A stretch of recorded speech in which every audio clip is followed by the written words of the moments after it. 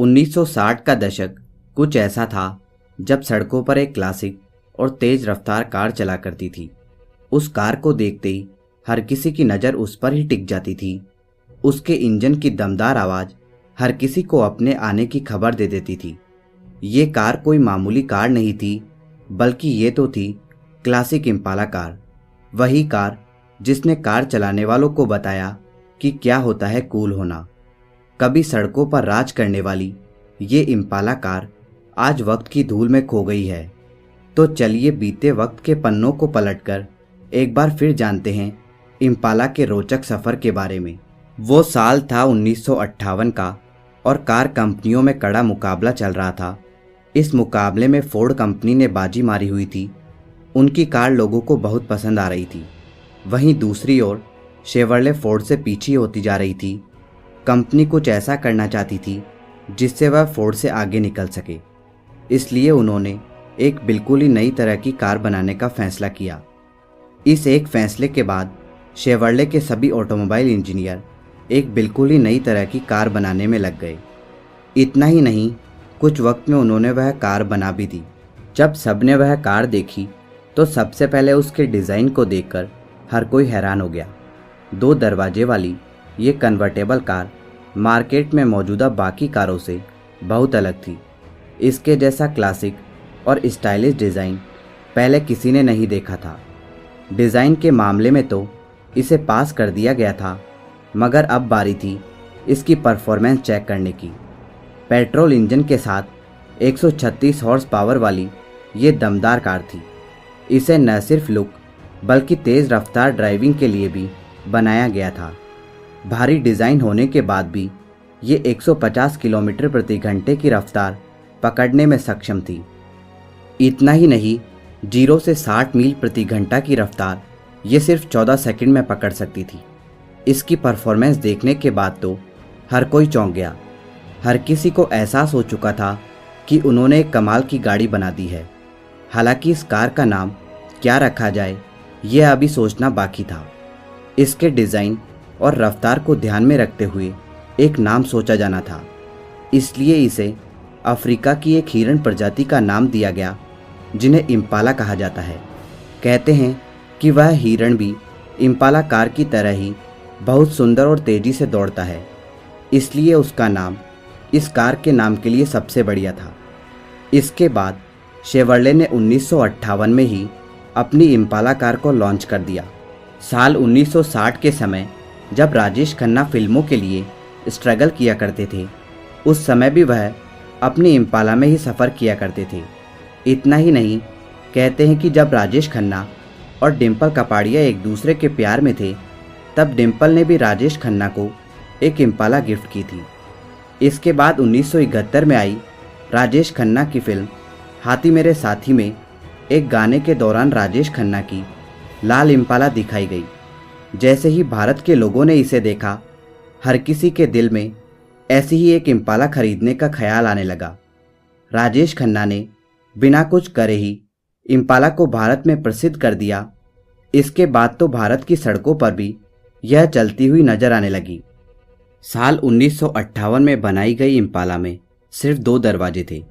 1965 तक इसके डिज़ाइन को ऐसे ही रहने दिया गया और 1965 में जो इसका डिज़ाइन सबके सामने आया, उसने तो इसकी किस्मत बदल दी। 1965 में इम्पाला के 2 दरवाजे बदलकर उसे 4 कर दिया गया और इसके डिज़ाइन में भी काफ़ी बदलाव किए गए। इसके इंजन को भी बदलकर इसमें नया V8 इंजन लगाया गया, जिसने इसकी परफॉर्मेंस को और ज़्यादा बढ़ा दिया। इसके बाद तो पूरी दुनिया में नए मॉडल वाली इम्पाला कार की डिमांड होने लगी। इतना ही नहीं, कहते हैं कि शेवर्ले के पास इसकी इतनी डिमांड देखने को मिली कि इसका प्रोडक्शन करना मुश्किल हो गया था। आंकड़ों की माने तो साल 1965 वाले मॉडल आने के बाद शेवर्ले हर साल करीब 1 मिलियन इम्पाला बनाने लगी थी। इतना ही नहीं, यह सभी गाड़ियाँ कब बिक जाती थी पता भी नहीं चलता था। दुनिया के कई देशों से इम्पाला की डिमांड आने लगी थी। बाहर कार एक्सपोर्ट करने के लिए भी शेवर्ले को अपनी प्रोडक्शन यूनिट बढ़ानी पड़ गई थी। आंकड़ों के हिसाब से साल 1965 के बाद से शेवर्ले ने करीब 7,46,800 V8 इम्पाला बेची थी। यह दर्शाता है कि यह कार उस समय किस तरह से शिखर पर थी। 1965 के बाद शेवर्ले ने सीधा 1971 में ही इम्पाला का नया मॉडल निकाला। इस बार भी उन्होंने इसकी रफ्तार पर ही ज़्यादा ध्यान दिया था। नए मॉडल के साथ इम्पाला की रफ्तार 365 हॉर्स पावर की गई थी। 1971 मॉडल में कार के इंजन को भी ज़्यादा किफ़ायती बनाया गया था। इसका फ़ायदा कंपनी को तब हुआ जब 1973 में ऑयल क्राइसिस आया। पूरी दुनिया में ईंधन की कमी हो गई थी। ऐसे में इम्पाला का ज़्यादा किफ़ायती इंजन काफ़ी काम आ रहा था। हालांकि इस इंजन को बनाने के कारण इम्पाला को अपनी कार परफॉर्मेंस थोड़ी गिरानी पड़ी थी। माना जाता है कि आगे चलकर यही इम्पाला के बंद होने का कारण भी बना। वक्त के साथ मार्केट में नई नई गाड़ियाँ आ रही थी जो परफॉर्मेंस के मामले में इम्पाला से काफ़ी बेहतर हो रही थी।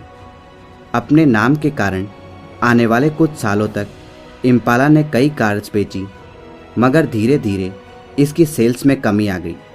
लोग इम्पाला की जगह दूसरी गाड़ियों को चुनने लगे थे। गुजरते वक्त के साथ शेवर्ले को इम्पाला बेचने में भी बहुत दिक्कत होने लगी थी। 1985 आने तक इसकी सेल इतनी कम हो गई थी कि कंपनी को इसका प्रोडक्शन बंद करना पड़ा।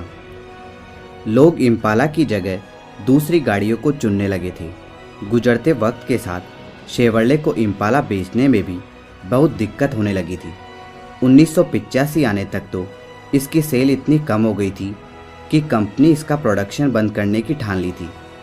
इसके साथ ही 1985 में आखिरी बार इम्पाला बनाने की घोषणा की गई और इसकी प्रोडक्शन रोक दी गई। वक्त के साथ नहीं चलने के कारण इम्पाला का बना बनाया साम्राज्य चुटकियों में नीचे गिर गया था। साल 1985 में इम्पाला ने अपना प्रोडक्शन बंद कर दिया था, मगर शेवर्ले इसके नाम को इतनी आसानी से नहीं डूबने देना चाहता था। इसका प्रोडक्शन जरूर बंद कर दिया गया था, मगर इम्पाला अभी भी जिंदा थी। कंपनी इसे पहले से बढ़िया और नए जमाने के हिसाब से बनाने लगी। इस काम को करने में काफ़ी वक्त लग गया। जैसे ही नई इम्पाला बनकर तैयार हुई, साल 1994 में इसे लॉन्च कर दिया गया। इसकी सेल पहले जैसी तो नहीं थी, मगर इतने सालों के बाद वापस आने पर वह बुरी सेल भी नहीं थी। लोग इम्पाला को भूले नहीं थे और जैसे ही इसका नया मॉडल आया, इसे लोगों ने अपनाना शुरू किया। इसके बाद इम्पाला ने समय समय पर अपने अपडेटेड मॉडल निकालने शुरू किए। वह नहीं चाहते थे कि फिर से उनकी ये क्लासिक कार बंद हो जाए। अमेरिका जैसे देशों में आज भी इम्पाला चल रही है। लोग इसके नए मॉडल को दिल से अपना रहे हैं। हालांकि भारत की बात की जाए तो यहाँ पर लोग अभी भी पुराने क्लासिक इम्पाला को ही पसंद करते हैं। इतने सालों के दरमियान भी इम्पाला ने अपना नाम नहीं खोया। बीच में कुछ परेशानियाँ जरूर आई थी, मगर उनसे निकलकर कंपनी ने फिर से खुद को खड़ा किया। यही कारण है कि आज भी इम्पाला का वजूद है। दोस्तों, अगर आपने भी इम्पाला में सफ़र किया है तो अपना अनुभव हमारे साथ कमेंट बॉक्स में ज़रूर शेयर करें। धन्यवाद दोस्तों, इसी तरह के इंटरेस्टिंग और इन्फॉर्मेटिव वीडियो देखने के लिए हमारे YouTube channel the historic Bharat को अभी सब्सक्राइब करें और बेल आइकन का बटन दबा दें, जिससे आपको हमारे लेटेस्ट वीडियो सबसे पहले मिल सके। धन्यवाद दोस्तों।